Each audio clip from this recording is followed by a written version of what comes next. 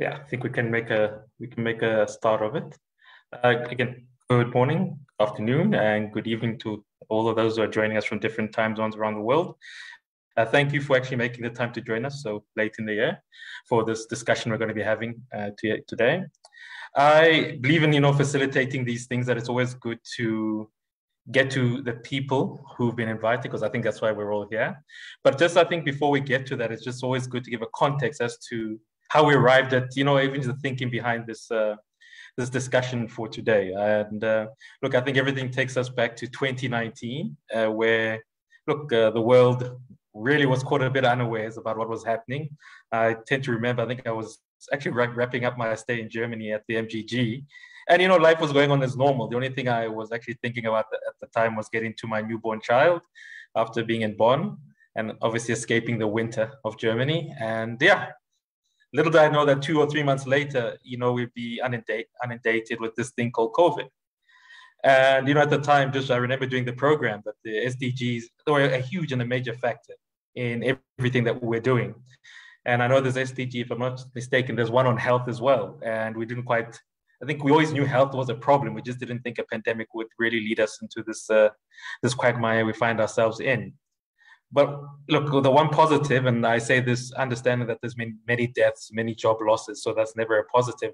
But it has actually, COVID, I think, has given us time to really think about the importance of the SDGs. We got to see that when humanity really does want to achieve certain goals and aims, it's very possible, i.e., the vaccine, i.e., being able to call for things like lockdowns. So I think today's discussion is just really about traversing that, to saying, look, I don't know. I think many of us don't know what form and how COVID-19 is going to play itself out leading into 2022 and beyond. But I think we can, with some of the guests we have here, be able to plan and just really think about them and also maybe even interrogate some of the SDG goals we have to say, are they still applicable? What needs to change and the like. So I welcome you to this discussion. But I think before we do that, I'd like to maybe invite Dr. Tatiana Reiber just to maybe give some insights into the MGG Academy. I'm hoping many of you are new people and you've partially heard about this thing called the MGG Academy hosted by the DIE. But Dr. Tatiana Reiber is going to just give us some more detail into it. Just to give a quick bio on Dr. Reiber, she's a senior researcher at the German Development Institute, where she heads the MGG, which is a Managing Global Governance Academy. The MGG Academy is a training and dialogue program for highly qualified professionals from rising powers in Europe. She's a political scientist by training with a PhD in peace and conflict studies. Her passions include designing training programs that support individuals in their learning journey as change makers for sustainability and allows for giving space for meaningful interaction and exchange. She has over 10 years experience with diverse and international groups. Dr. Reiber, if you don't mind, we very happy to host you here at the Wits School of Governance, and also just looking forward to hearing about this thing called the MGG Academy. Just hand over to you. Yeah, thank you so much, TK, for this kind introduction. And hello to everyone who is around. I already saw in the chat there are some familiar names and faces, so I'm really looking forward to interacting with you. I was asked to share a little bit about what is the MGG Academy and to look back at the batch or the course that we're just ending, the MGG Academy 2021, which was a digital format, and then also to look ahead and gives you a little bit of an idea what's going to happen next year and what are possibilities to participate in the Academy. And for that, I have prepared a presentation that I would like to share with you now.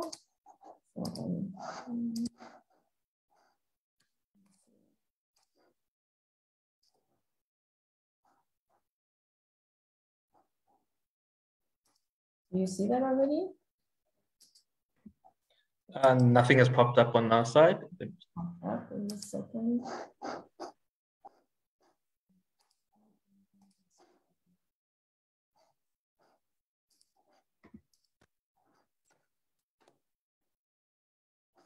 We can see it now, though. You can see it now? Okay. So the MGG Academy, maybe just a few words at the beginning for those, I mean, many of you know it because some of you have participated and some are participating right now, but there might also be some people for whom it is new. So just a few words. What is the MGG Academy? It is a training and dialogue program for young professionals. It takes 3.5 to 4 months. The focus of the Academy lies on the issues of global governance and the 2030 agenda and transformation to sustainability. It is mostly about competency development and networking for change makers, so people who are committed to contribute to a transformation to sustainability. And it's characterized by a high diversity. So the participants come from 7 different countries, emerging countries, and from Europe.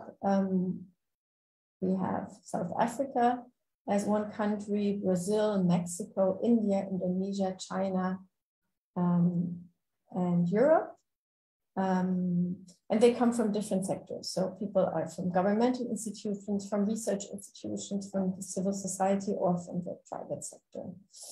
And here you see, for example, a picture of the batch of not this year, but 2020. So a highly diverse group. At the core is the development of competencies for transformative change. And it's a lot about developing and strengthening competencies for cooperation, transnational cooperation. And it is about transformation competencies, so also leaving path dependencies behind and thinking things radically new, and about innovation competencies, so that these are competencies that are at the core of the MGG Academy. And if you look at the design and the setup of the MGG Academy, we have different core elements. So in the middle of these bubbles, you see change. So the idea is to support change makers. So that's what it's all built around. And we believe that there are different elements important for supporting change makers. So we have a knowledge bubble that is about increasing competencies for systems thinking, for analyzing global challenges in their interdependencies and seeing the interlinkages, for having a broader perspective and going beyond silo thinking, these kind of issues. It is about leadership competencies, which is a lot about finding out what is my motivation and what is driving me, where do I want to contribute to change, and also about developing different social skills for cooperation, communication, conflict management, etc.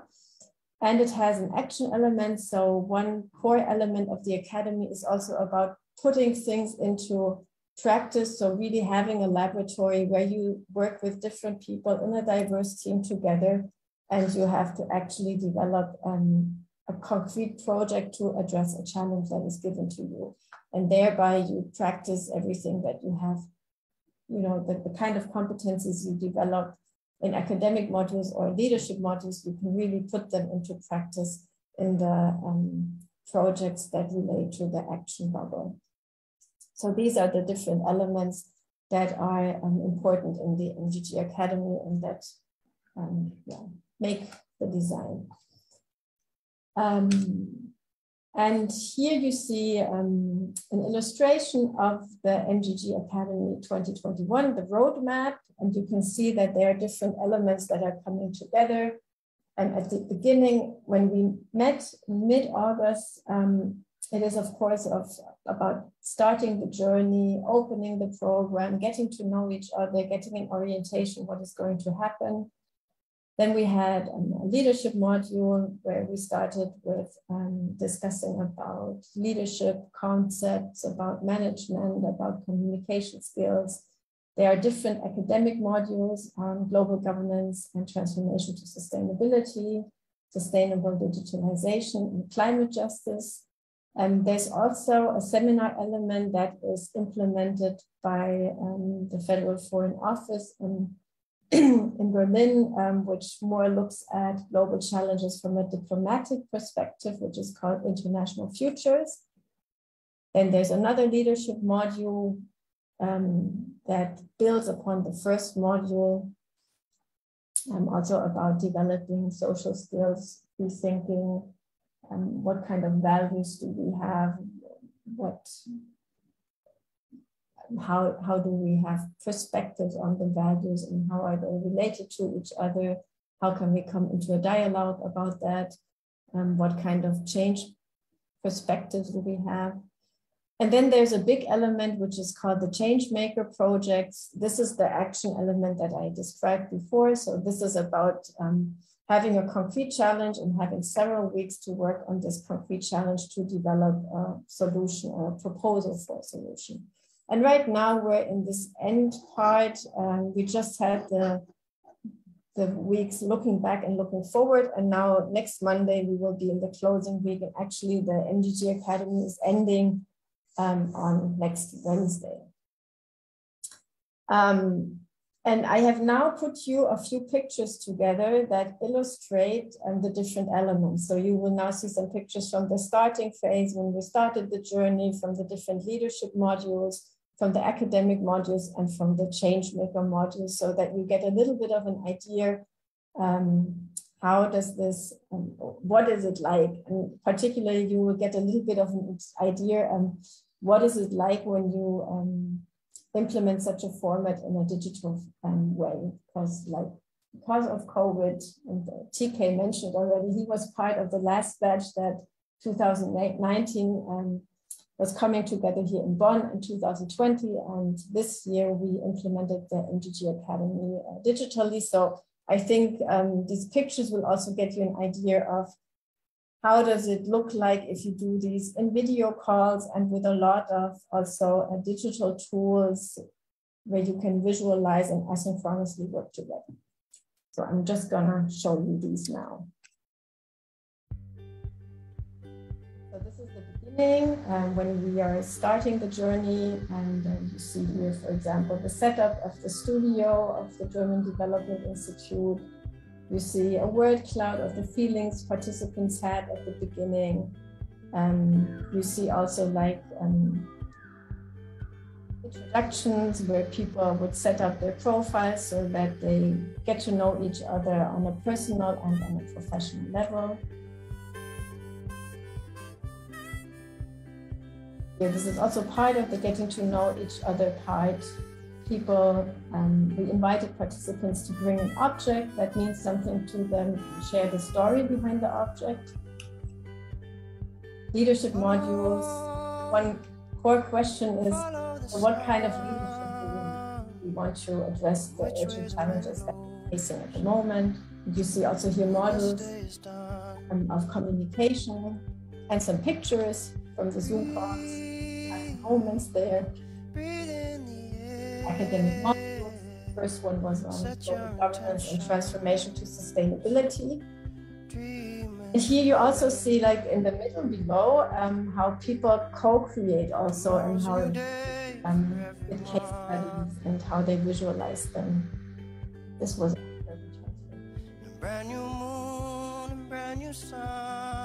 sustainable digitalization, where we discussed the different perspectives on digitalization. Climate justice was one module with different aspects on intergenerational justice, gender justice, migration. Then we had a change maker part. We had inspirational people who are change makers who would share their stories. And we have the change maker project. So this is now the action bubble where you can see that people were working in small teams. So here you see part of the teams, not all of them. Each of them had one specific challenge they were working on. They were working with a methodology which is called design thinking, and had several weeks to work independently on a solution. And they developed wonderful prototypes. And here again, you see some of the prototypes that were developed, awareness campaigns, workshop concepts, institutional concepts, website designs, index, all kinds of different things were developed for different challenges. And that was really exciting. We had the presentations last week And we were really impressed about how many really thought through, creative and innovative solutions were developed in little time. And finally, here's some other moments of the MGG Academy. Here you can also see, like, one thing that is good about doing it in a digital way is that participants are still in their home context, so they could also share what is happening in their country. So you would see here some moments from a festival in India where participants shared. You can see that we were also partying, their birthday wishes and other things. So these are just some impressions from the Digital Academy. And now finally, I would like to have an outlook to the next year. The MGG Academy 2022 will take place from the 11th of August to the 7th of December. And we're planning and hopeful to go back into presence. That's why I have put here some pictures of former years where you can see this is how an MGG Academy that is taking place in one would look like, where we could really do a lot of different discussions, going out into the field, trying out different methods, what that could look like. But also we plan to include the learnings and the really convincing elements of the digital formats also into next year's academy. So you also see some elements that are digital here. Yeah, why should you participate? So I put together some reasons why I think it is worthwhile participating. First of all, if you want to experience an innovative format with very different levels of learning, I think it's worthwhile joining the MGG Academy. You will develop your changemaker competencies there. One very, very strong point is learning from diverse perspectives, because we really bring people together from these different countries, from different disciplinary backgrounds, but also from different sectors. And one strong element of the Academy is always to give space for exchange, dialogue, learning from each other. And that, I think, is one very valuable element of the Academy. And you will become part of a lifelong network. So it doesn't end with the MGG Academy, but basically you would be part of the MGG network. And then you would participate also in events like this here today that is organized by alumni. If you want to participate, there are a few requirements. So first of all, you should come from one of the MGG countries: Brazil, China, India, Indonesia, Mexico, here most importantly, South Africa, or Europe. You should have a passion for global cooperation and sustainable development, work in a partner institution of the MGG network, or in an institution that is at least interested in future cooperation. So we also have new institutions joining the MGG network. The program is run in English, so we need English proficiency. You should be between 25 and 40 years old, have at least 3 years of work experience, and be sensitive to other cultures, open for teamwork, and be also open for a variety of different methods that we're working with. You know, be happy about trying new things out. If you want to apply, please check our website, MGG Network. We will open the call for applications probably in mid-January. There you can get informed. You will find more information about the program and the application process. One thing that is very important, you have to ensure the support of your employer. So you will not only apply individually, but you also apply with a part that is filled out by your employer, who has to also give you free for the participation in the MGG Academy and let you go to Bonn for 4 months. Then you will fill in and submit the application on the website, and the deadline will probably be 31st March 2022. And you can also contact me if you have any other questions. And that would be it from my side. Thank you very much, Tatiana, for that. And again, I would really just encourage everybody to, like, if you've got any queries, we also will post the MGG DIE website and information on our side. But please do make a point of joining it and applying. And I think most of the skills which you do learn at the academy are skills which many industries, public and private, will need going forward. So I really would encourage people to do that. I think outside of that, I think we can now move forward to, I think, the main discussion points of this the seminar colloquium today, which is to be discussing, as I had already said, if we just let me just go to the program quickly. If I'd just like to maybe ask Dr. Philani Mthembu just to get ready. For those of you that have just joined us, we're going to be just going over, just discussing, economic and social recovery from COVID-19 pandemic for the purposes of achieving the SDGs, along with the 2030 Agenda for Sustainable Development. And that's what we're going to be discussing now. We've got, as I said, three of our guests will be touching directly on this, beginning with Dr. Philani Mthembu, who is an executive director at the Institute for Global Dialogue, an independent foreign think tank based in Tshwane, Pretoria. Prior to this, he did a joint PhD with the Graduate School of Global Politics at the Freie Universität Berlin in Germany and the School of International Studies at Renmin University in Beijing. Dr. Mthembu, we welcome you. And we also note that you're a former Witsi, so welcome back home. And I think if you've been following Dr. Philani, which most of us have, you'll also note that he's got a few books out, very, very crucial books, which actually touch on today's topic. One of them being China and India's Development Cooperation in Africa, The Rise of Southern Powers.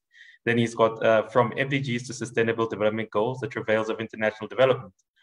So to our Witsi, and I think someone we will hopefully call our friend going forward, and also a former alumni of the MGG, Dr. Philani Mthembu, welcome. And we'll just hand over the floor to you. Thank you very much, Chair, and thank you, colleagues. Thank you firstly just for putting this together to the team of the South African MGG alumni, but also thank you to the colleagues at the DIE. And I think really, as the Chair just said, I mean, really, if people are interested in this program, they should definitely apply for it. I have, all the years that after leaving this program, and I still get reflections from those who have just recently gone on it. And I think it's always positive reviews, but I also think what is also commendable is the ability to build that network and to make sure that that network does not lie dormant. And that is both from the side of the DIE, but also from the side of former participants. So firstly, just to congratulate the colleagues there. The second point is my comments are really geared towards understanding, I think, the importance of the regional dimension and the importance of regional cooperation in actually achieving the Sustainable Development Goals. Since the onset of the pandemic, we are essentially in a period of time where for the first time since the adoption and use of the Human Development Index and the Human Development Indicators, for the first time, human development has either stagnated or has actually moved backwards.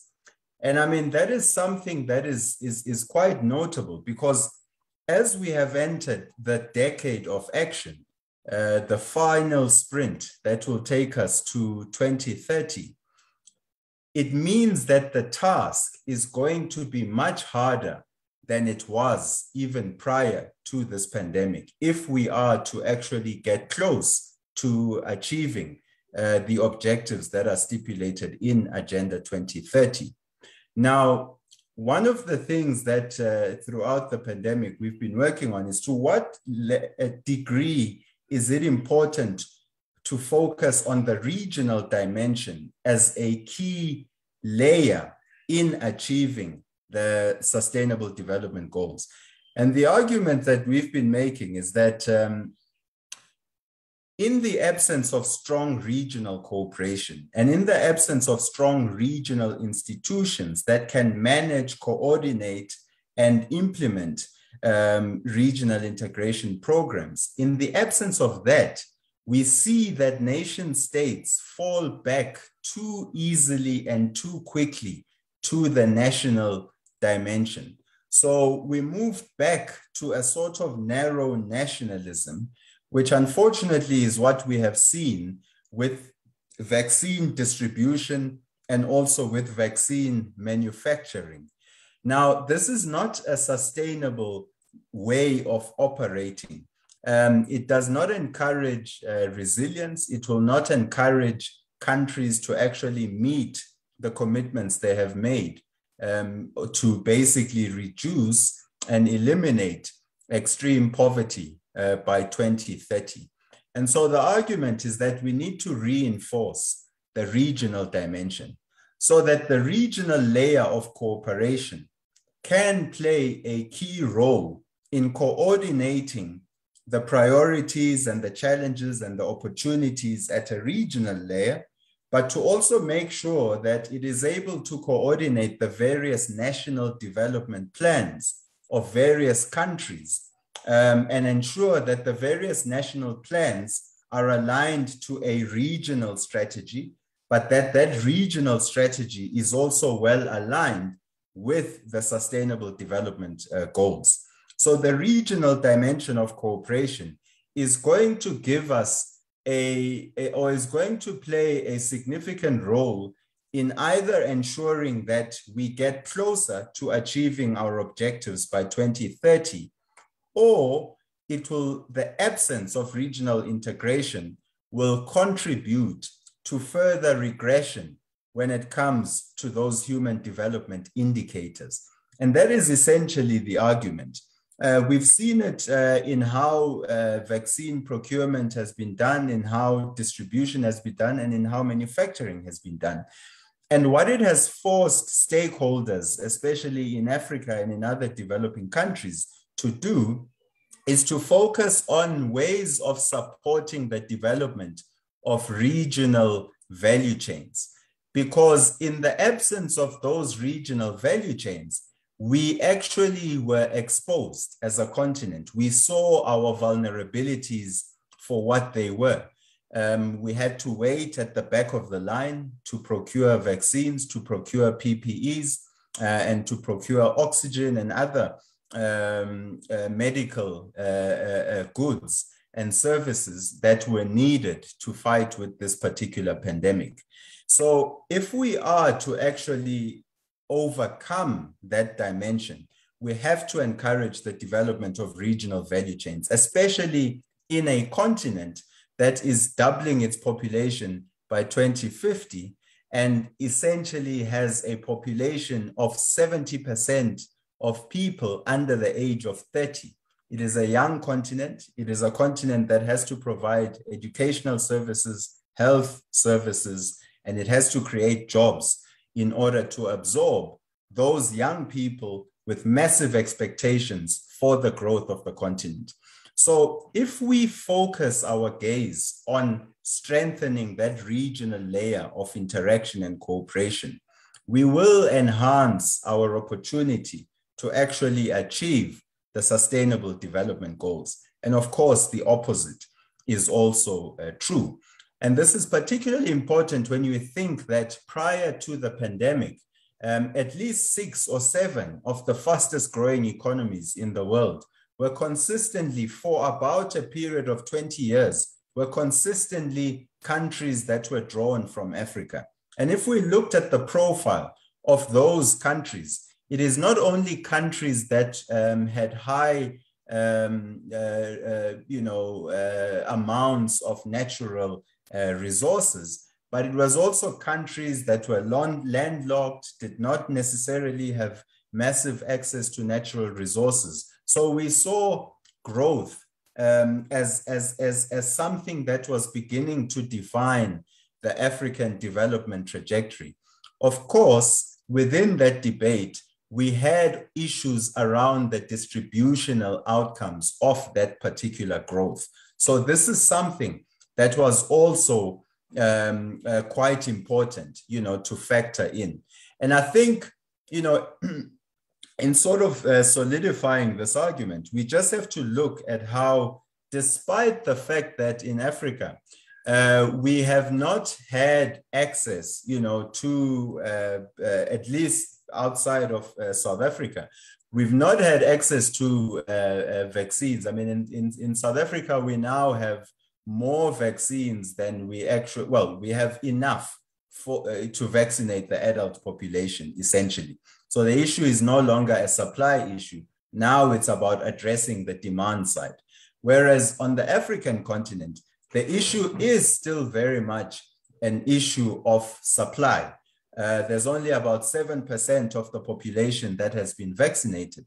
But in moving towards that mass vaccination, or in dealing with the future pandemics, it is not going to be sustainable to say that Africa will be reliant on donations, for instance, of vaccines from concentrated production centers in the world. That is not sustainable. We need to diversify the production, and we need to apply that model beyond vaccines and beyond the health sector, so that when we are talking about creation of regional value chains, it is applicable in the health areas, but it is also applicable in other areas, so that we are able to actually increase our opportunity to meet the Sustainable Development Goals by utilizing the resources we have in our region, create jobs in our region, and therefore create much more resilient regional economies. And if we're able to do that, then we will be able to recover from the economic effects of the pandemic and improve our chances of actually meeting and the commitments that we have towards Agenda 2030. With those comments, colleagues, let me stop it right there. Thank you for the opportunity. Thanks very much, Dr. Mthembu. And I think you've actually, I enjoyed the way you actually covered it by saying using and thinking about solutions to the health. I think the health problem should actually maybe go into issues of economic development, and think that, you know, the issues of having centers of production. And I seem to remember earlier on in the year, you were also part of the WSG conversation with Prof. Qobo, where you spoke about the Africa Free Trade. And then I think there was also discussions about the AU Vision 2030, I think 2050, if I'm not mistaken, which really, it's very important, because I think, as you say, it really does give us maybe time to reflect that, you know, when these plans were drawn up, you know, no one foresaw what was happening. But I think one of the areas in which the African continent, I think, will most likely require just a bit of nuanced thinking, and also just different ways of thinking, is the inclusion of the private sector. And with that in mind, we're going to just be speaking to Ms. Denise Barragan Sanchez, who is an institutional relations and government affairs analyst from the Bolsa Institucional de Valores Institute of, which is an institutional stock market, which is Mexico's secondary stock exchange. She's also a former alumni, MGG alumni from Mexico. She's a specialist in international cooperation, institutional linkages, and project management. She's worked in various organizations and think tanks such as the OECD, the Mexican Senate, and also the Center for Research and Teaching in Economics, and also the German Institute of Security and International Affairs. Her interest lies in establishing of networks and alliances between the public and private actors, and empowerment of women and economical financial inclusion in the frameworks for Agenda 2030. Ms. Barragan, we welcome you. We give you a warm South African warm welcome, and looking forward to actually listening to you, especially as you'll be looking at the role of the private sector within the SDGs, and I think it'll be quite a lesson for us as well. So welcome, and I hand over to you. Thank you very much. Thank you both. And I would like, first at all, to thank you, Palesa, representative of the South Africa MDG Alumni Network, to the Wits School of Governance and the German Development Institute for the invitation. So happy to be here and reconnect with the MDG network, which makes you feel like You are in a real family. So great to see you all again. Well, so I would like to participate and try to respond to this question of how can financial inclusion, innovation, and digitalization impact the development of the Global South countries? The perspective from the private sector in Mexico, which is the sector where I currently am working. So, for example, the Global Risk Report in 2021 of the World Economic Forum was presented at the beginning of this year, where it was emphasized that among the greatest risks foreseen for the short and medium term that can become a critical threat to humanity, in addition to the appearance, permanence, and evolution of infectious diseases, now, for example, with the new Omicron variant, are a livelihood crisis, cybersecurity, failure, and digital inequality, besides, of course, of extreme weather events.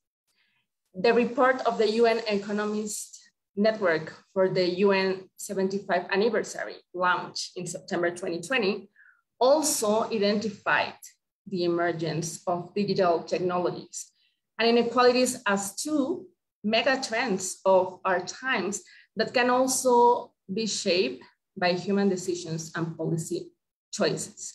Therefore, it must be a shared responsibility among governments, international organizations, the society, the enterprises, the NGOs, and the citizens to establish mechanisms to face and reverse this issue that threatens the achievement of the 2030 Agenda and its 17 Sustainable Development Goals, especially the SDG 17 on partnerships for the goals, without excluding SDG 1, no poverty, SDG 5, gender equality, SDG 8, decent work and economic growth, SDG 9, industry, innovation, and infrastructure, and SDG 10, reduce inequalities.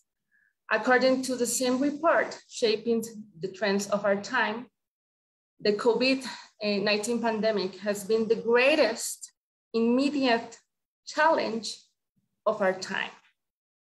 And the COVID-19 crisis has generated a direct impact, especially on the most vulnerable groups in the health, social, political, and economic spheres.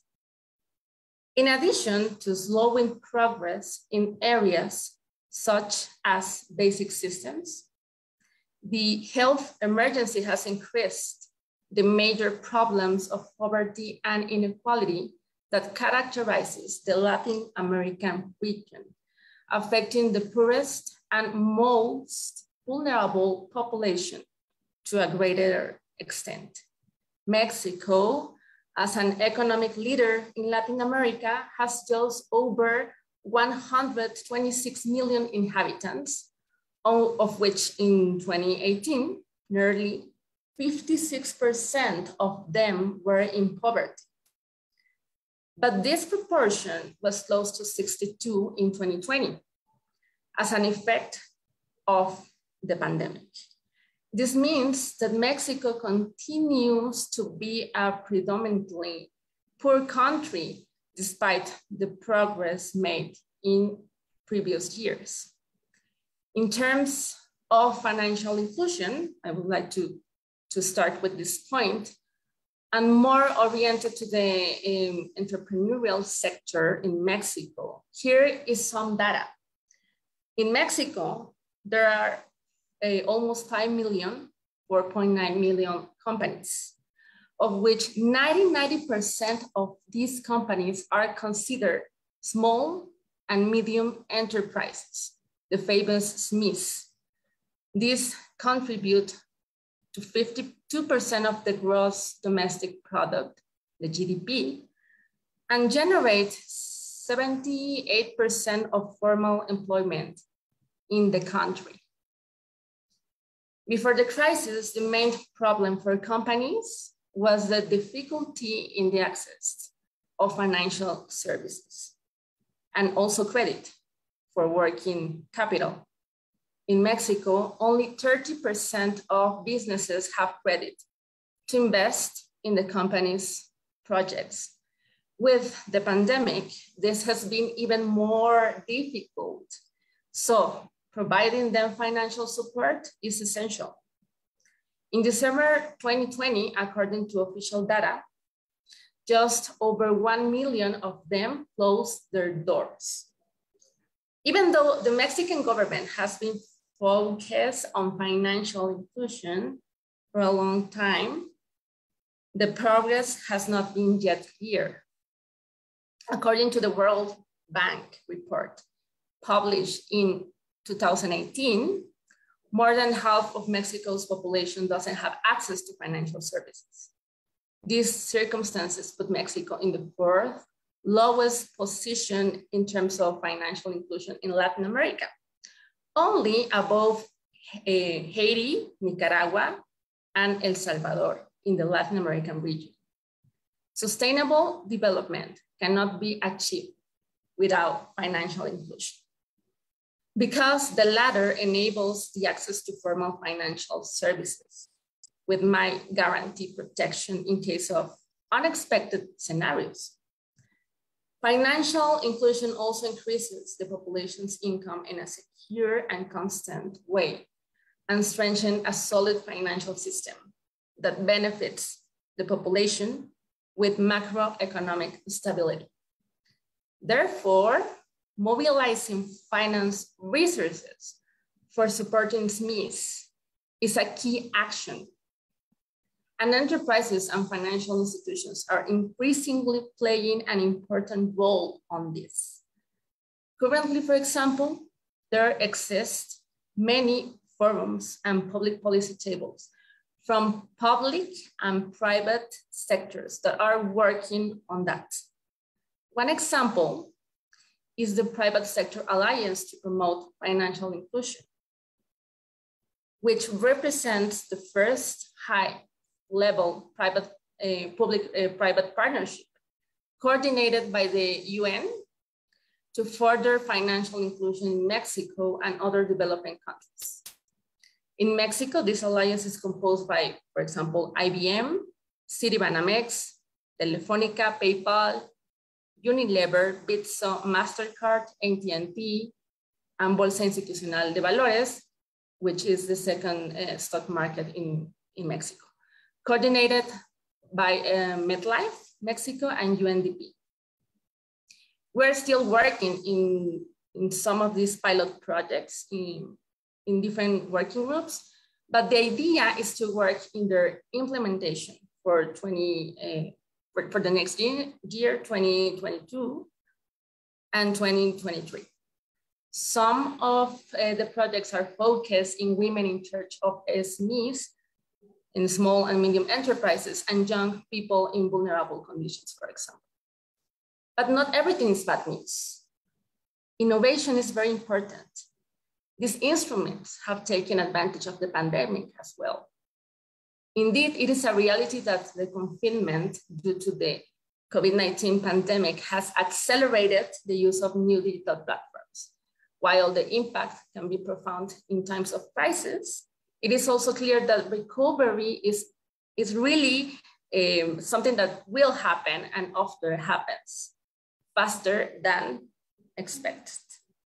Moreover, new digital platforms are not entirely new, and the finance industry has been doing this for decades. There are many, many benefits to these changes. The concept of digitalization of the financial system is nothing more than a continuous trend of financial institutions to adapt. Another phenomenon that has occurred is the increase in the use of cell phones, which has offered consumers the opportunity to have greater access to mobile financial services and financial education. Currently, the number of connected mobile devices in the country is 150 million, which constitutes almost 90% of the population. Finally, and I will finish with this, innovation is key for countries in the global south because a country can grow, but it cannot sustain its economy without innovation and technology. Innovation is a catalyst for development and prosperity. I like this quote from Albert Einstein that says, in the middle of the crisis, there are opportunities.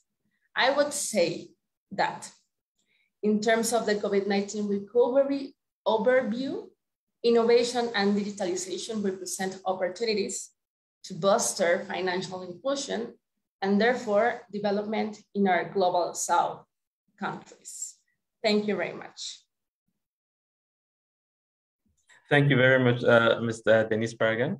It's actually very interesting, the points you, because as you're speaking, I think what really came to mind is also the conceptualization of risk within, within the private sector, especially the banking sector. It's something I know in South Africa, our private sector, especially financial services, have been greatly criticized for, that they're very risk averse. And I think as you're discussing, it would seem to me, I think what you're saying is that the private sector will also just maybe need to retweak their approach to SMMEs, understanding that, listen, no one can plan for such a thing. So, but again, we'll probably take that up in the second round. But if you could just maybe think about the concept of risk and lending to SMMEs in times of crisis. We now move to our third guest, which is Dr. Sven Grimm from the DIE. Dr. Grimm is the head of research on inter and transnational cooperation at the German Development Institute in Bonn. He's also extraordinary professor at the University of Stellenbosch in South Africa. He's a political scientist with a strong interest in South-South cooperation, focusing particularly on external partners, cooperations with African states. He has led research projects on emerging economies, African ventures, and the implications for European international cooperation. He has published widely on both the European Union and on China's external relations with Africa. And he was a director for the Center for Chinese Studies at Stellenbosch University between 2010 and 2014.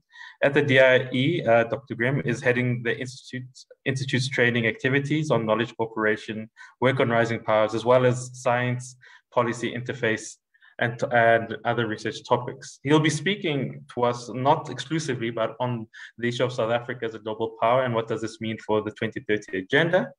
Dr. Grimm, Sven? I'm here. I can't start my video again, so that would be on your side to start it. Okay, no, I think we'll work on that one. I was going to say that perhaps the Wits gremlins are sort of punishing you for being part of Stellenbosch, so you never know these things. But I was going to say we all can't be perfect, so it makes perfect sense. But I think you can continue, and then we'll just try to sort out the problem on our side. There we go. We can see you. They have forgiven you. Thank you very much. And thank you very much to you, TK, and Palesa, and colleagues in South Africa for organizing this. I think my contribution and my discussion fits quite well with what we've heard. Philani was very much on the regional dimension, and the previous talk was much more on the internal dimension and getting people on board. I think, but when I discuss whether South Africa is a global power, it also speaks very much to our program, Managing Global Governance. Why do we include South African participants, South Africa as a country, in this program? And how does that sit actually with the Agenda 2030 and the transformation for sustainable, more sustainability?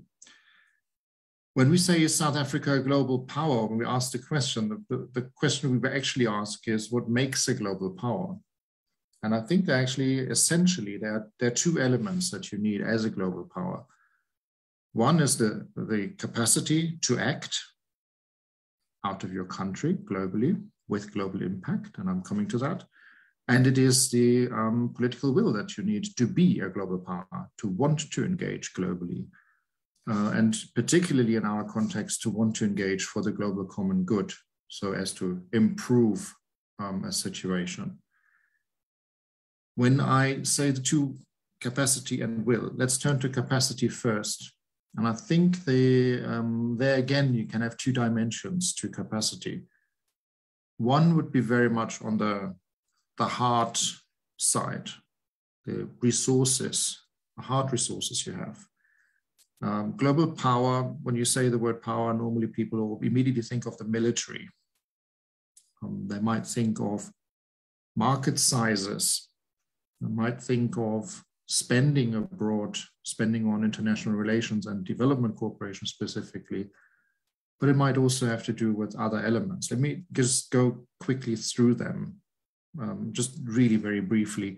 Militarily, I think is overrated. Most of the conflicts nowadays are not to be sorted with military means. It's not the Cold War anymore. There is a reduced relevance. I'm not saying it's irrelevant, but it's a reduced relevance. And if you look at South Africa on the global scale, you would probably agree that it is not a major military power. In terms of market size, you can also raise questions. It is a sizable population, so about 60 million people in South Africa. If you compare that to countries like India, to Brazil, to China, you are obviously on a much smaller scale than other countries. Yet in the African context, even though there are more populous countries, the market size actually is not just a potential market size. To a large extent, it's an actual market. It is it's monetarized market participants. Development spending, again, is something that you would have to look at in a regional context in order to understand the global dimension. South Africa is an active partner to a number of African countries, and it does have spending in South-South cooperation. And it is, in comparison to the capacities that the countries has, it's actually very sizable as an engagement. It is small compared to Chinese, Indian engagement, but in an African context, it actually is not negligible. You should also, in terms of capacities nowadays, particularly during a pandemic, consider science as a factor, as a science system that is capable of engaging. In parts of it, actually much more capable than some of the European countries in terms of detecting variants of the virus, for instance. It did, as an immediate and knee-jerk reaction from European countries, not serve South Africa very well, because it is basically, it resulted in closing the door to South Africa for the moment. But it does show a certain, a very good ability to engage in knowledge and on scientific exploration. And I think for solving global problems and for working towards the global common good, knowledge in various forms becomes even more important and ever more important. And on the hard side, maybe last but not least, the diverse economy is something that needs to be flagged and is always flagged. Diverse in terms of it's not one commodity it's dependent on. Yes, it is very much resource dependent, but there are other aspects to the economy, making it more resilient than other African economies and creating a basis for state capacities and for state engagement.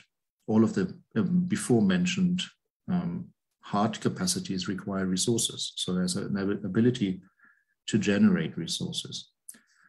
That's on the hard side. It's not, on a global scale, probably not the most immediate thought of South Africa. In a continental scale, very much so when you put these together. And as I said, that's the hard capacity. There's also a soft side to capacity. That's the second element. And we all know, since Joseph Nye, soft power discussions, the force of attraction is actually also very important. To have ideas, to have a vision, convincing people of your model, your societal, your social model that you have. Now, there are lots of shortcomings in the South African model. There are lots of shortcomings when it comes to the South African society internally. However, it's a democratic system, it's an open system, and from the outside, that obviously makes South Africa a very attractive place in the first place, particularly viewed from Europe. When it comes to ideas and vision, there was a very critical article lately by the Institute for Security Studies on South Africa's Africa policy, saying, well, there isn't really a vision, or it's eroding as a vision. So it might be something that is in discussion. I would, however, say that it is a country with capacities on the African continent that you would not find elsewhere. So that is one key element why South Africa would be considered as a global actor and also be a member of the program. The second one I think is equally important. That's the will to engage. It does mean the country is open to international cooperation.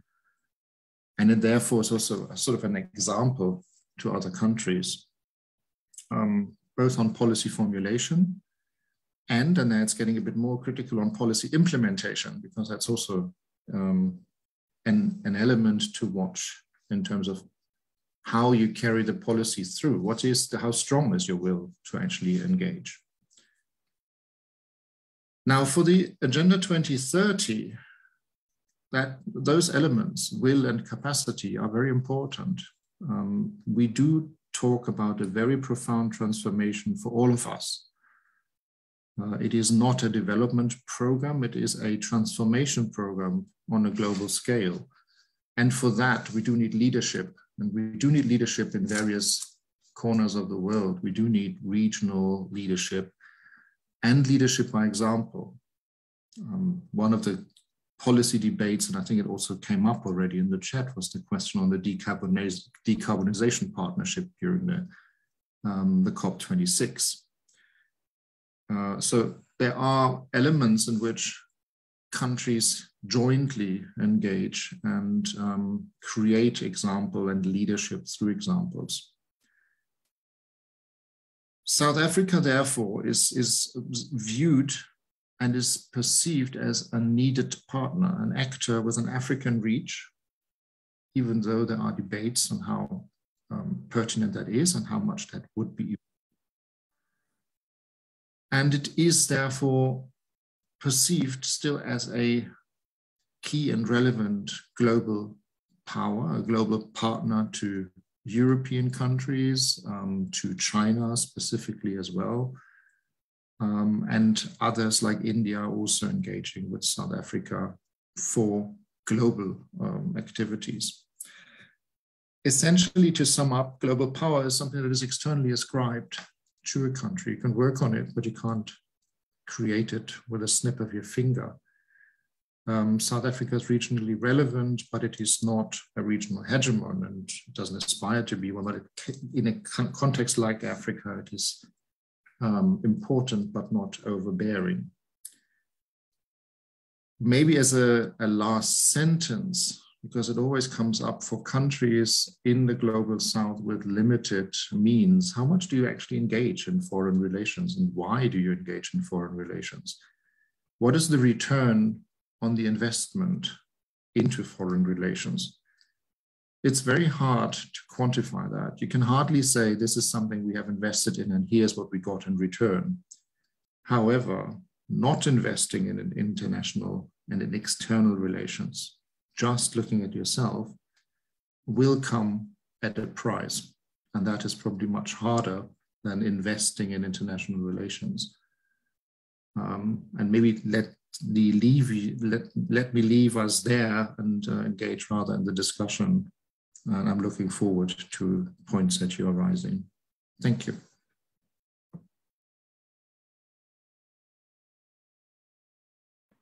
Thank you very much for that agreement. And yeah, no, I think it's a very key, important point. And I think as you were saying, what's the cost of? I think of participating and not participating. I remembered, I think it was a newspaper article, which was very highly critical of the former president, Thabo Mbeki. And I think that it used to say his escapades on the continent, where is our president? He's probably in the air somewhere.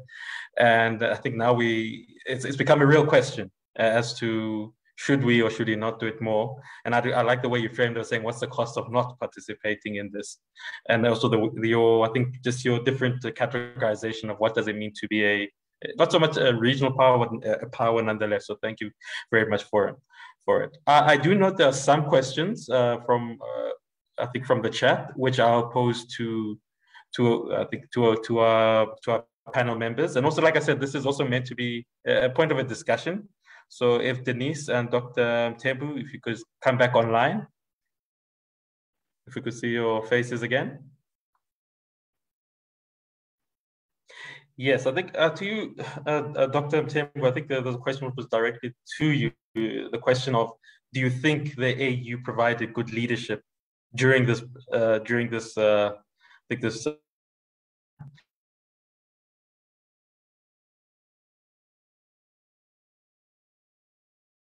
the Africa Free Trade Initiative in relation to the SDGs? I know one came before the other. How do you think we stack up?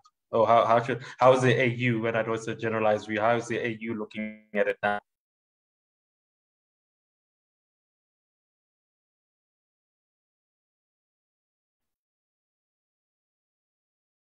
All right, can I go ahead? Go for it, Doc. So on the AU response to the pandemic, I think the AU didn't have too many tools that it had available. But with the tools that it did have available, I think that it adopted a commendable approach, which was one of multilateralism, which was one of coordination, and which was one of, trying to avoid at all costs a go at it alone approach in Africa. I mean, we can just imagine 54, 55 countries with different capacities.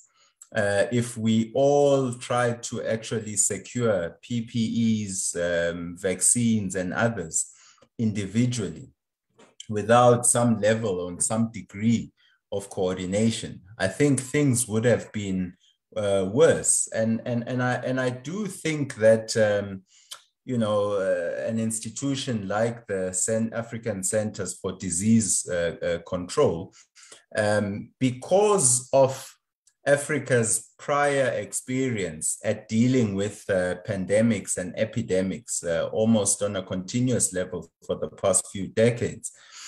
Because of that, I think the message was quite clear in sort of alerting countries, to take this matter quite seriously.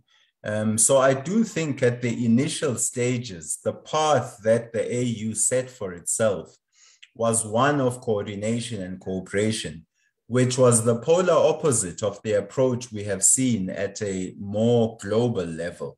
In fact, if we had seen at a global level, something resembling more what the AU was trying to do, I think we would have been further in terms of our approach as a globe in dealing with this pandemic.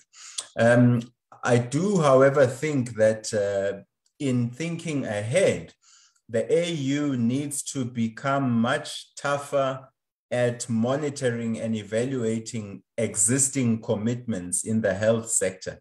So there are existing commitments within African countries of percentages that countries need to be investing in their health systems.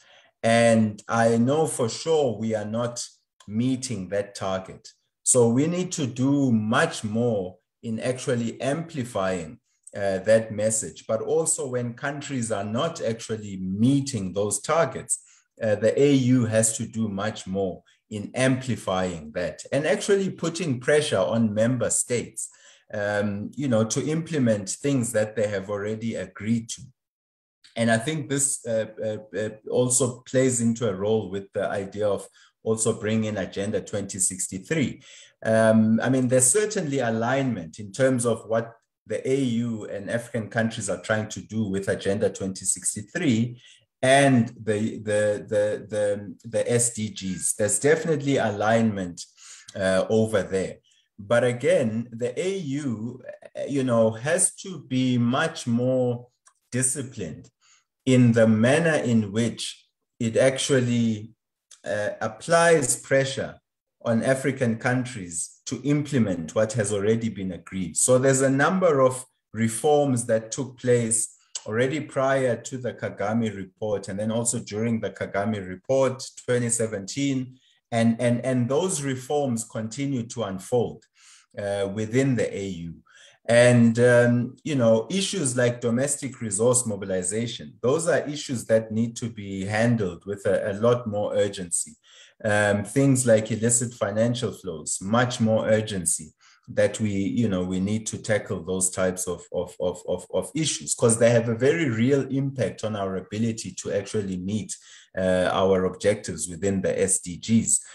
And then finally, I think in terms of Agenda 2063, we have to do a better job at coordinating how African countries engage with external partners.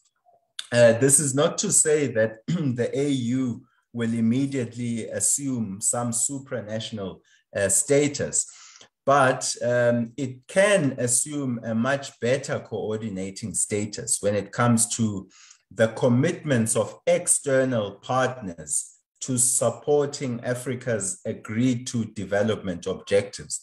And I think there needs to be much greater sort of discipline at ensuring that the support that African states and regional economic communities receive from external partners is indeed aligned to the objectives that are outlined in Agenda 2063, including the 10-year implementation plans of Agenda 2063. So what I would like to see moving forward, for instance, moving into the next period of the 10-year implementation plans, is if there are certain things that fundamentally, divert the attention of the African Union from meeting those objectives, then the AU needs to also have the stomach to actually reject certain proposals that even come from external actors, and to say to them, look, these are our priorities for the next 10 years.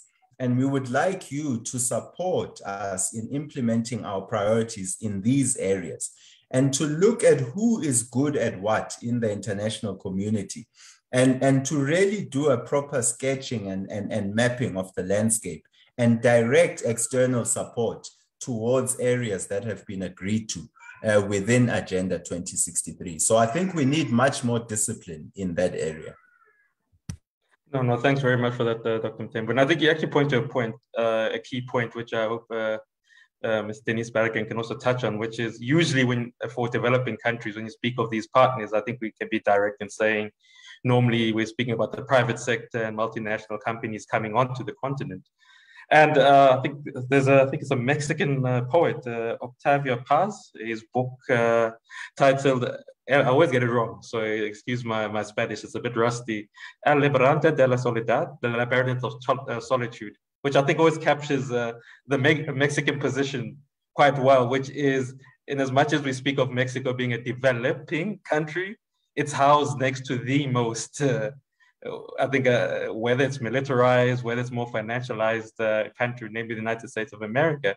So Denise, just on that point, that the changing nature, I know you spoke about financial inclusion, and I think a lot of the data you pointed towards, especially for women, showed that the COVID-19 has been disastrous for them. But how do you think the private sector going forward is going to react? Because in as much as, yes, financial inclusion is needed, you kind of notice that the pie is shrinking a bit, and that most countries are becoming very insular.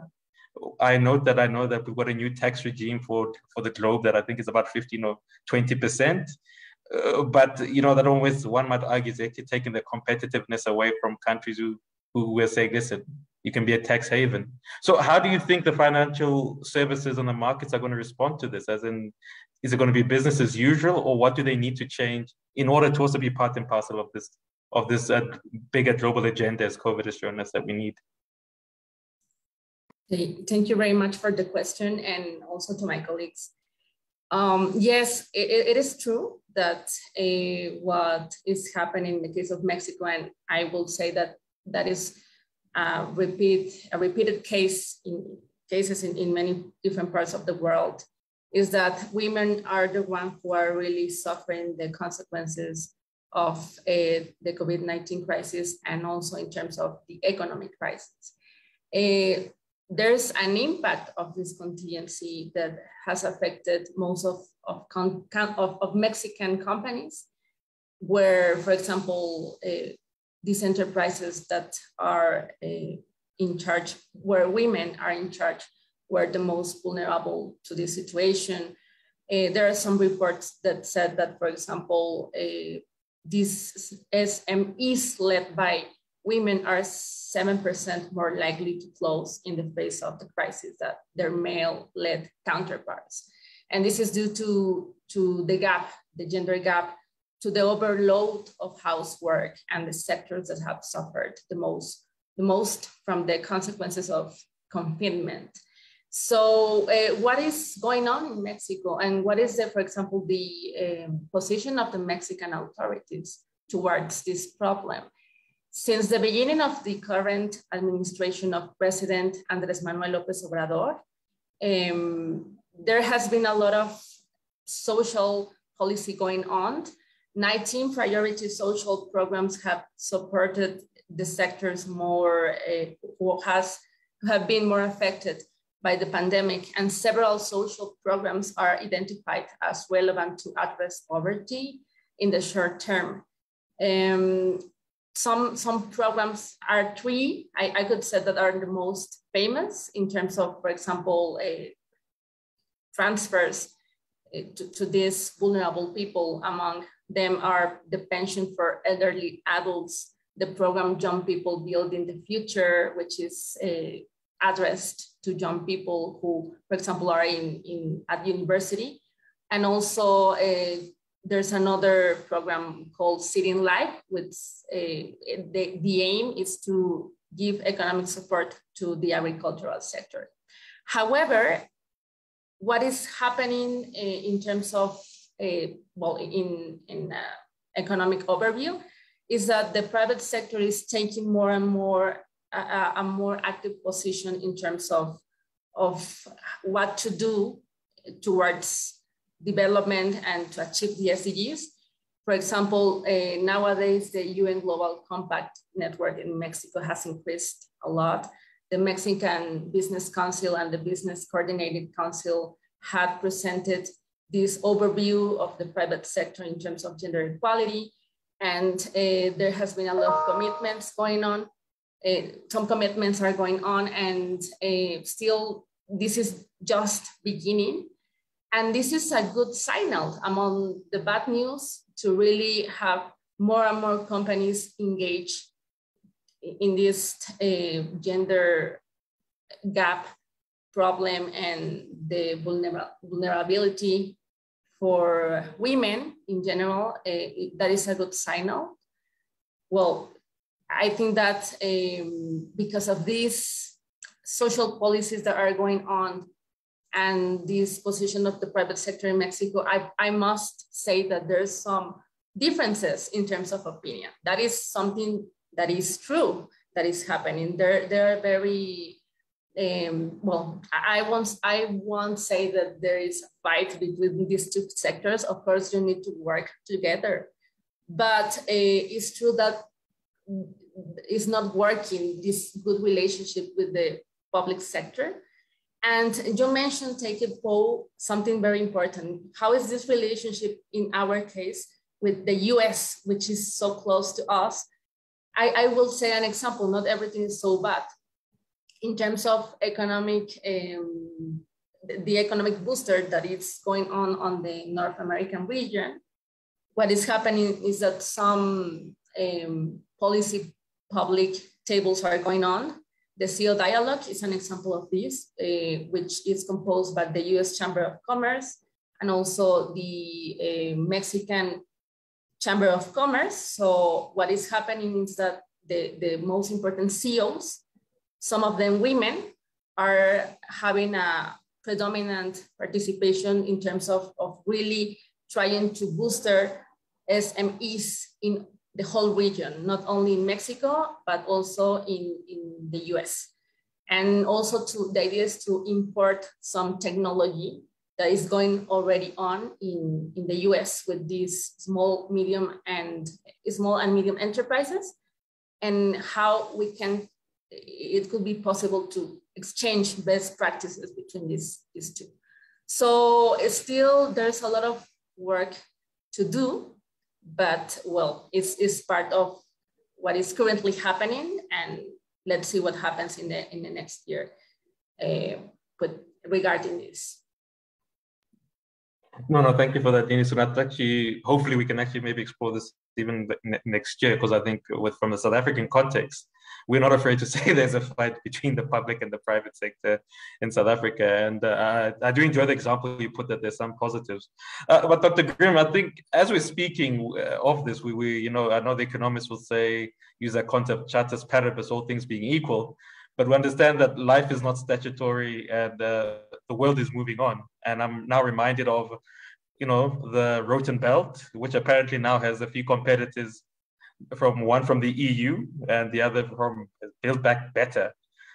You'd know the Chinese and the Americans are very good at coining terms. I'm not sure what the EU one is called. I know it's a very long name. They haven't quite got it to a sexy art yet, but it's there. But maybe just your inputs as to how the African continent and the developing South post-COVID in relation to the big powers. And I'll be very direct, the Chinese, the Americans, and also the Europeans. How are they are these going to be partners for development, or is it just going to be private battles, and how should South-South governments handle this?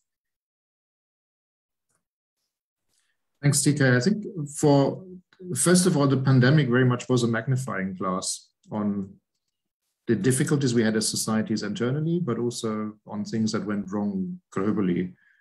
So questions on how we cooperate. If you look at just within the European Union, the knee-jerk reaction was to close borders, which I think was extremely disappointing, and it was not the right answer, but it was from that moment. Same now and there was a question I saw also by Palesa on the capacity in South Africa to do the research to identify Omicron led to the knee-jerk reaction of closing borders, which I think was not the right reaction in that, because it is sort of creating disincentives for engaging globally. Internally, we had magnifying glasses on, Denise spoke of gender gaps, and backsliding on gender equality also happened to some extent, socially at least, on the German side or European side. And I'm sure it's also the same in African countries. Now, with the so-called new normal, living in a world that probably will become, where COVID becomes endemic, but not the pandemic anymore, and beyond the cooperation. I think what China definitely is aware of, Europe increasingly is aware of, and the US, not sure, is the realization that Africa is a very important partner globally. And I'm deliberately saying partner. It should not be an arena for the fights between the three, but actually engaging with the African countries, with African populations.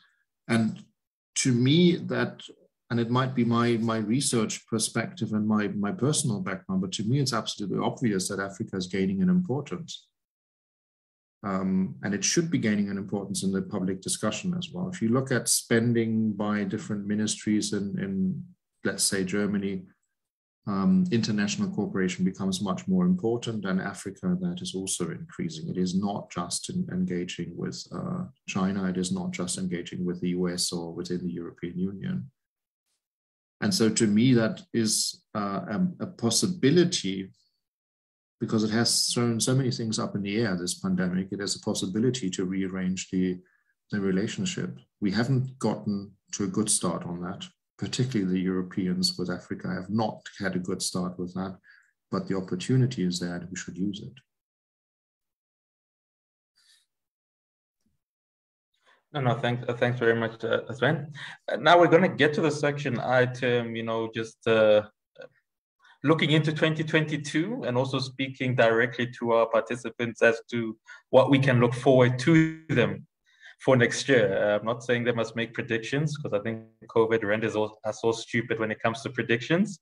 So, but just basically certain things which, whether from their own area of research, which they think we should be looking out for in 2022. And I'll start with the reverse order, starting with I'll start with you, Denise, to say, what should we look forward to in 2022?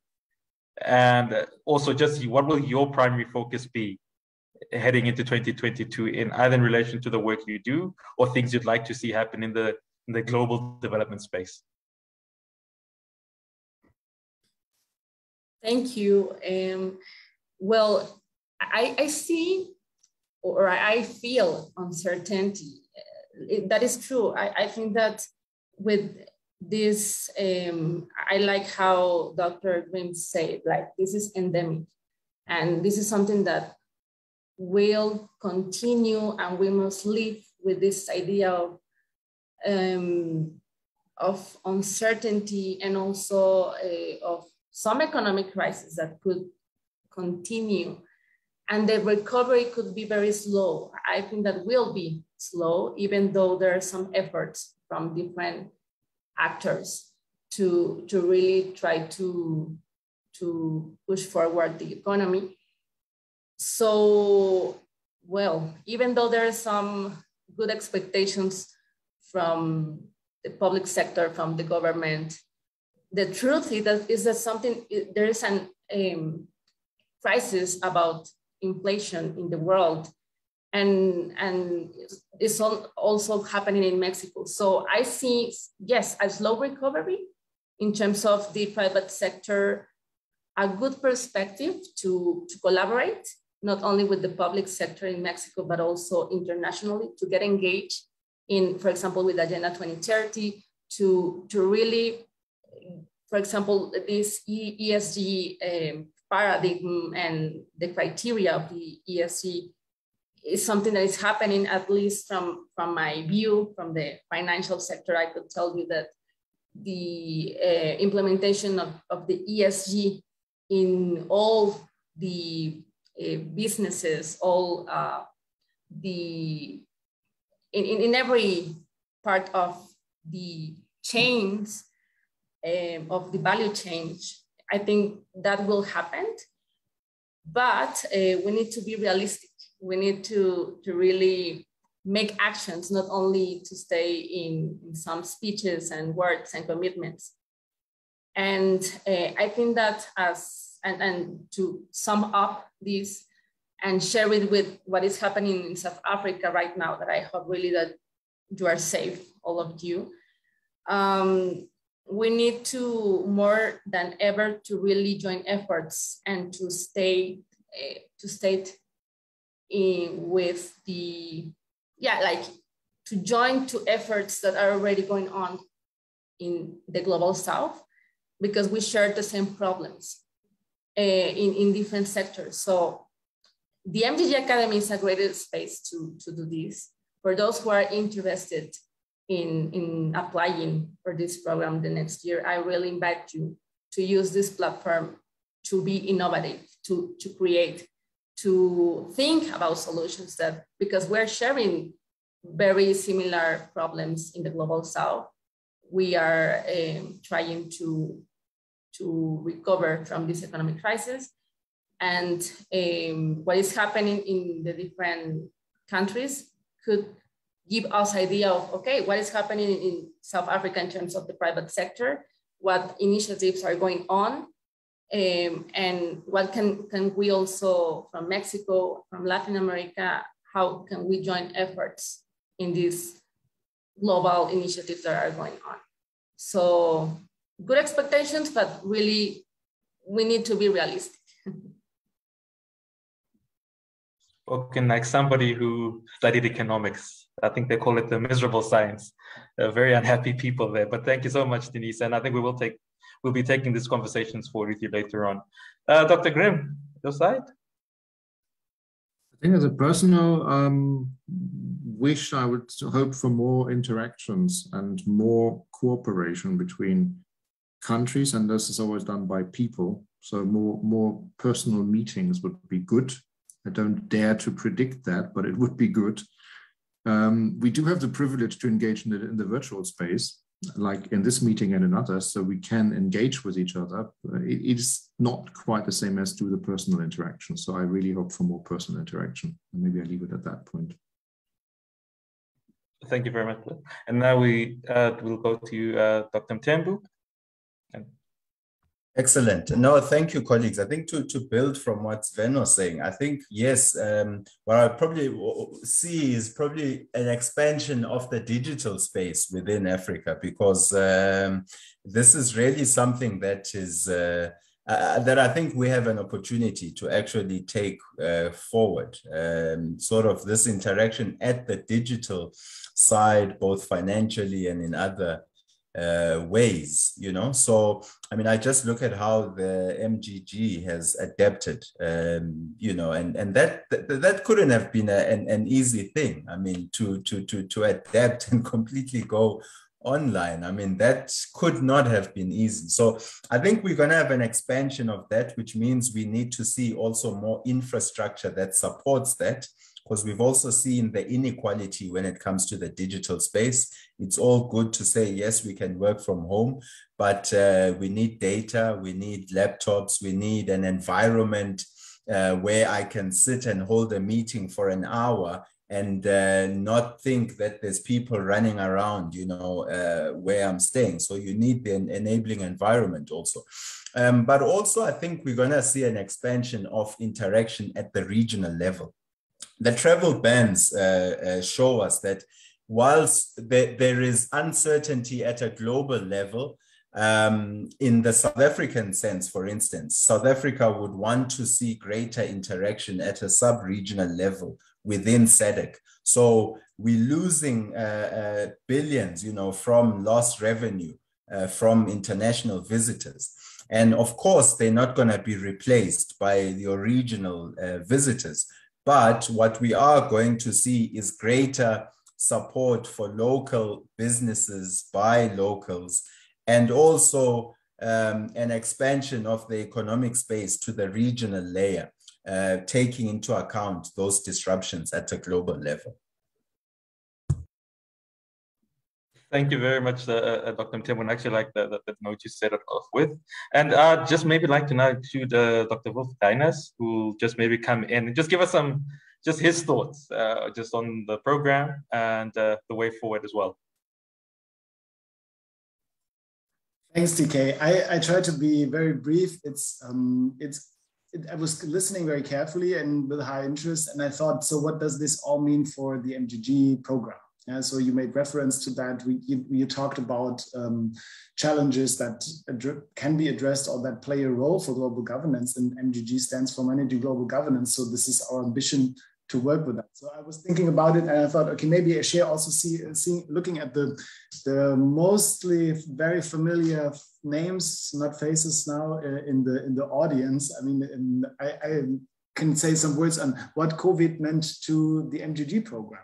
So when the topic of this title is a response to COVID and also recovery. So primarily for MGG, as you already mentioned, is we also, as everyone, we digitalize. We went to digital formats, and digitalization has opportunities. Denise has said that, and the Academy went digital now for a second year. Tatjana talked about it, but Tatjana also talked about it that MGG the Academy is the entry point for a lifelong network. And so all the other things had to go digital in addition to the Academy, which was already a giant step. So all the other formats are digital as all our lives. So whatever we do in knowledge cooperation, whatever we do in policy dialogue, this is went digital online conferences, our publication projects, our policy dialogues. Yeah, so for instance, we had a policy dialogue with the BMZ, so the Federal Ministry for Economic Cooperation and Development, on the concept of global partners, one of which is South Africa. And Delani, you have been involved in that initiative, and we had to do it online. the network meetings like this one had to go online. And in this context, I wanted to stress that the Academy was very, very helpful, because the Academy was the pioneer. It was we call it the motor of innovation that helped testing a lot of tools that we use and also function in other contexts. Yeah? And I invite everyone to participate in the digital aspects of the Academy of the future. Although I hope it's in face-to-face, but we will have digital elements, and the digital barcamp is just a very nice thing to do. Yeah, and also how do we combine primetime calls? How do we mix asynchronous, synchronous work? All this is what we learned from the Academy and the German Development Institute as a whole. I want to highlight one thing, looking at the audience, is that the MGG platform is something we launched also this year. So we prepared it before COVID, but now we have an accelerator for that. And with looking at the problems you discuss, I mean, we always say that MGG is also a laboratory for global cooperation. And I think digitally or not, this is badly needed. If you look into all the other formats, the diplomatic format, the international relations, they all went online. Yeah, and we see in some instances it's not working. If you talk to the German Foreign Ministry or Affairs people, they say, sometimes we don't even get to setting up the WebEx meeting. Yeah, this is the level at which digitalization and international cooperation works. There's the Convention of Biodiversity really at risk of coming to a successful ending because of the digital format. How can you meaningfully interact on such an important issue if people don't come together, if you have 2 hours a day where people meet, if the connections are broken? And so it's very important to find solutions to that, and it's not easy. So what is MGG in such a situation? What can we do as a network? I was wondering, and I think, so we are not the ones who can end the pandemic, right? We are not the ones who mobilize the financial resources that were mentioned by Denise. Yeah? But what we can do, and I think it starts at a very low level or small level, it's listening what the pandemic means to the other countries, what it means to other people, what it means in different setups. Yeah, it can be different in the private sector, in the public sector, in the academia, in different countries, in different communities. And we can also raise awareness, engage in the dialogues, and support each other at an individual level. I mean, this is not easy, this pandemic. Yeah, and in a network, we can support each other in such a situations, also as humans, yeah, as a trustful community. And of course, we can create new knowledge and come up with innovative solutions, bring them to decision makers. This is what we try to do, and we do in the MGG network, and remind them to combine these twin transitions we have, which is the digital and the transition towards sustainability, which have to function in parallel. Yeah, it doesn't work without. So sharing good practice, I think for enterprises, there needs something we can work on how to address them, yeah, or to commit to implementing sustainability standards, due diligence in the value chains. So this is something we do in the MGG context, for instance, in voluntary sustainability standards. Digitalization, we have a work strand in MGG on digitalization. How do we respond to a digital divide? 40% of the world population does not have access to internet. So how can it be inclusive with the gender gap in the tech sector? How do we respond to these big tech companies providing all these tools? Yeah, that they dominate the way of interaction we have, and they influence our democracies in the way how societies are polarized. So this is something where we should and must have an exchange on. We do this in MGG. And for future activities, I think we will continue that. I'm looking forward for a physical face-to-face MGG Academy 2022 with some digital components. We will engage in training for the public sector. For the 2030 agenda, we look also in the private sector, what I said in the sustainability standards. Digitalization is on our agenda. Biodiversity was and hopefully comes more prominent on the agenda. And then I wrote this in the chat, the global partnerships, global green partnerships is important for MGG and the European role in that. I think the most important, I stop with that, is Pilani said that in the beginning. I think the most important is that we put something against this renationalization, because we cannot have that protectionism in our minds. This is super important, and our thoughts, and we keep the global perspective. This is what we can do. Or Sven, how you put this, convince and invest in international relations. And we cannot do this as MGG team. Apparently, we need that, and maybe we can provide an enabling environment, Philan, you put it that way. But in the end, it comes from the network, and that's why I'm super, super grateful. TK, Palesa, all the rest. Also, I hear from everyone joining this today that you make this a lively network. It's only because of endeavors and efforts like this. So thanks a lot, and thanks for the invitation. It was great to be here. Thank you very much for that, Wolf. And yeah, I think I'd be remiss if I didn't thank Palesa and Becky, and also to Ntabi here from the WITS team as well. Thank you so much, and everybody else who joined us. You know, part of being the WITS School of Governance is where the heading for WITS, well, the new slogan is WITS for good, Sven for good, not Stellenbosch, for good. Our hope is that, you know, in the coming months and weeks, we'll be having more such of these discussions, because I think from a South African audience and governance as a whole, we love hearing from other places and practices. Like Denise gave us the Mexican example, so gracias, Danisa Bagan. Sven, I think, gave us it's the African plus the global South, and so danka Sven. To Dr. Philani Ngiyabonga, just for your encapsulation of the continent. But I think the key thing, and I think Wolf and Tatjana pointed out too, is that, look, in order for you to be a change maker, there needs to be something you need to change. It'd be very boring if there's nothing to change. So I think the MGG does provide that platform. Now, the key thing, I think, going forward, and I think this is probably going to be the challenge for the MGG going forward, is let us not just attend these programs, let's not only participate, but let's actually go back to our home countries and make these changes for the good. So I think I'm looking forward to that part where we've seen there's a pandemic, we've seen there's means and ways around it. And I'm just really looking forward to the bigger MGG connection and family saying, listen, how do we go back to our individual countries, understanding the global development project and really be good agents of change, not just people who receive good training, but actually practice that. So danka, gracias, galebocha to everybody. And please do keep safe. And if certain things will never change, I think on Saturday, Bayern will do what Bayern always does, which is destroy that little team in Dortmund. So we very much for Bayern Munich this Saturday, hoping for a 4-1 score. And yeah, thank you to everybody else. And yeah, goodbye. Thank you.